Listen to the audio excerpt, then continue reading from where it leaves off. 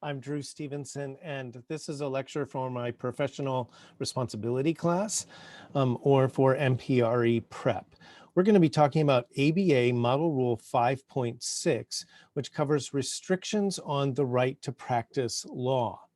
Now, I want to tell my students, what's the bottom line from this rule? We don't allow non-compete agreements in the legal profession. Other professions, dentists, maybe some doctors, do routinely use non-competes. And if you're unfamiliar with this, what we mean is you go work someplace and they have you sign a contract that if you ever leave there, you won't practice within a certain number of miles. You won't open a rival firm or office or practice, or even maybe go work for one of their competitors. And we don't allow this in the legal profession. This means if somebody asks you to sign one, they're violating the model rules if they're a lawyer. And if you sign it, you're violating the model rules. So let's go back to our slides and look at what we have here. So Rule 5.6a, a lawyer shall not participate in offering or making a partnership or shareholder or operating or employment or other similar type of agreement that restricts the right of a lawyer to practice after termination of the relationship, except an agreement concerning benefits upon retirement. Right? So we don't allow non-compete agreements. We have one exception. If you have a firm that has some sort of generous private pension that they're going to pay you, or you're going to come in as a lateral as a partner, and there's some sort of like cash out upon retirement, generous severance when you retire, they can require that as a condition of receiving your package for when you leave, that you are actually leaving the practice of law, for example. And so they can't, that's our one exception. It was a longstanding exception recognized by the courts, and it has been codified in the current version of 5.6. Okay, let's go back and look at B, which adds a twist on this. A lawyer shall not participate in offering or making an agreement in which a restriction on the lawyer's right to practice is part of the settlement of a client controversy. So look at that. You are not allowed, if you are let's say the defendant offering to settle a case, maybe you're the deep pocket corporation, you're not allowed to make a condition of the settlement that the lawyer will never sue you again, or that the lawyer won't sue anyone else for this type of claim or something like that.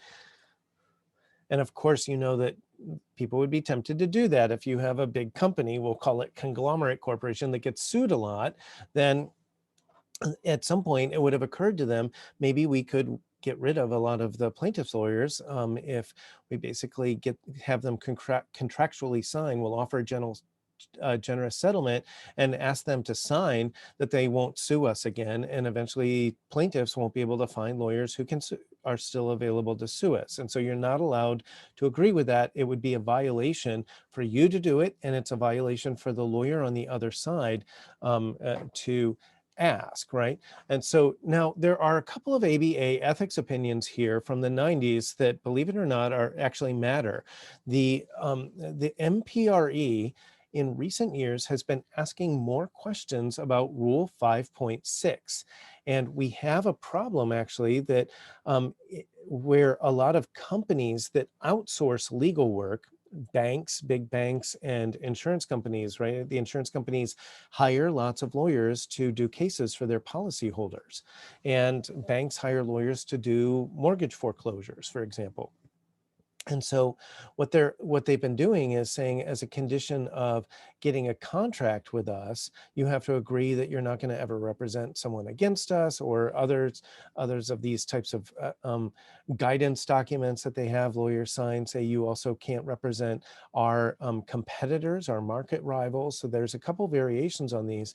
And to be honest, this is a widespread problem, and the ABA's position is that it violates 5.6, and that's the answer you need to know for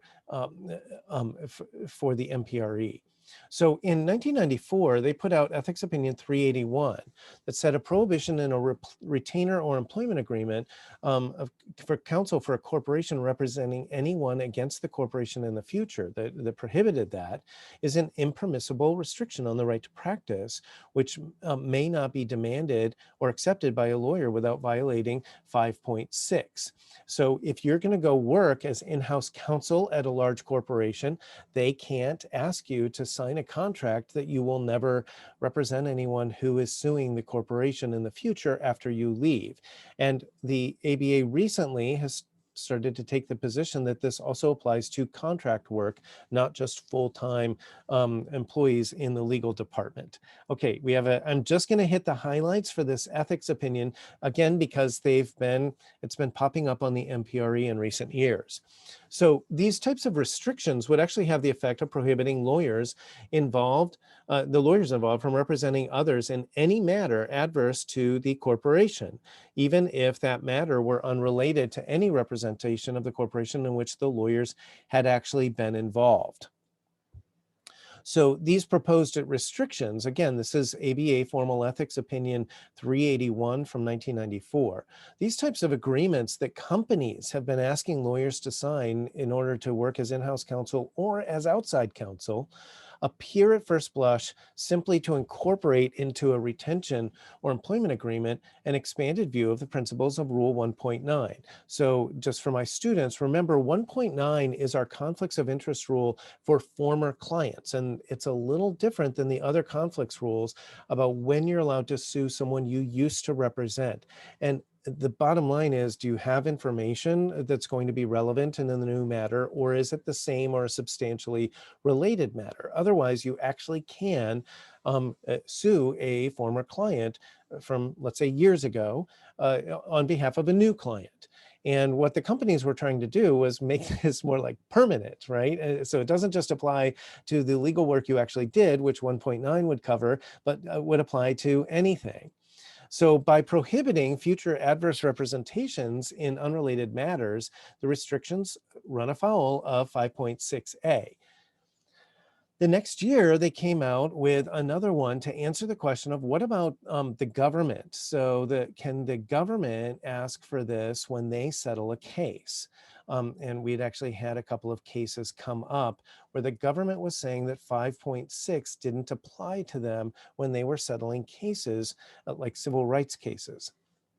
So in 1995, in Opinion 394, they said the prohibition on a lawyer participating in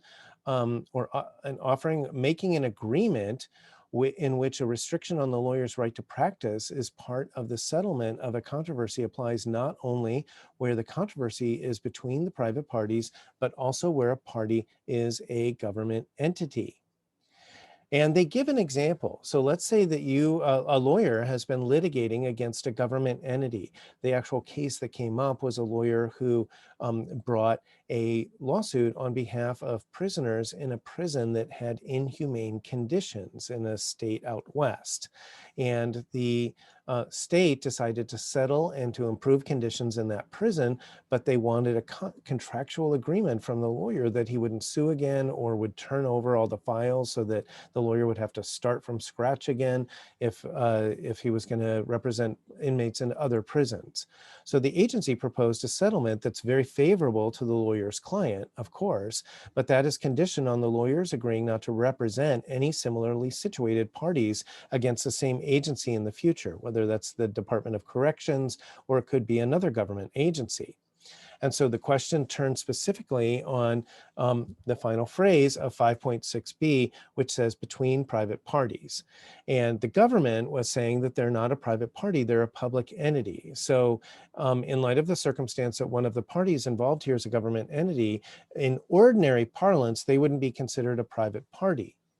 But the ABA has concluded that this does apply, that 5.6b does apply for a lawyer representing the private party, and you are not allowed to agree to a condition offered as a condition attached to the offer of settlement. And it would be also improper under Rule 8.4a for the government lawyer to make such an offer, to offer to settle a case. And again, sometimes they make this, they put the lawyer in an awkward position by offering what your client wanted or something generous on the condition that they'll never have to deal with you again. Okay, that concludes our lecture on Model Rule 5.6.